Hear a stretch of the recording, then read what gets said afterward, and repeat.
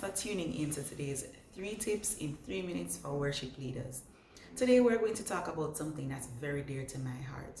What do you do when you don't feel like leading worship? Listen, this is a very real thing, and a lot of worship leaders go through it, but we don't talk enough about it, and I think we need to. Sometimes when we don't feel like leading and we share that, persons will advise us to relax or take a day off, and that's probably good advice, but it's not always the right advice. I think there are times when it requires more than rest and relaxation, when we really have to investigate what's happening. And so today, we're going to go through that. Here's my first tip on what to do when you don't feel like leading. Acknowledge it. Be honest about it.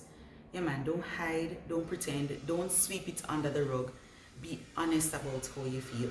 But recognize that your feelings are just that, feelings.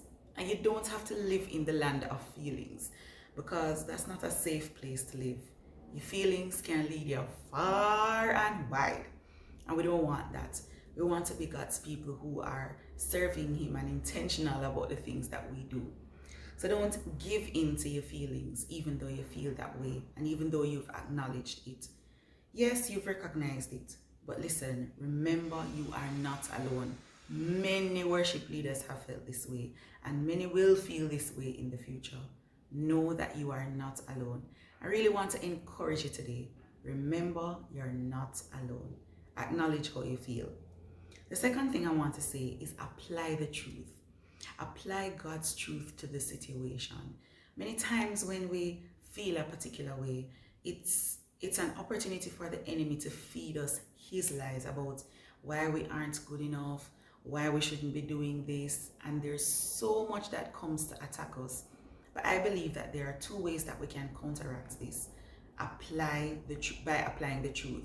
And I think that one way that we can apply the truth is to read and rehearse God's word over our lives. Because the only way to get rid of a lie is to counteract it with the truth. But sometimes if we're honest, we may not even feel as if we're in a position to speak the truth about ourselves in that moment. So my other bit of advice on applying the truth is seek godly counsel. What do I mean by godly counsel? I mean wise, godly people who know God and can speak the truth of God over your life when you can't seem to articulate the words. Yeah. So acknowledge how you feel, apply the truth. And the third thing I want to say is ask for forgiveness.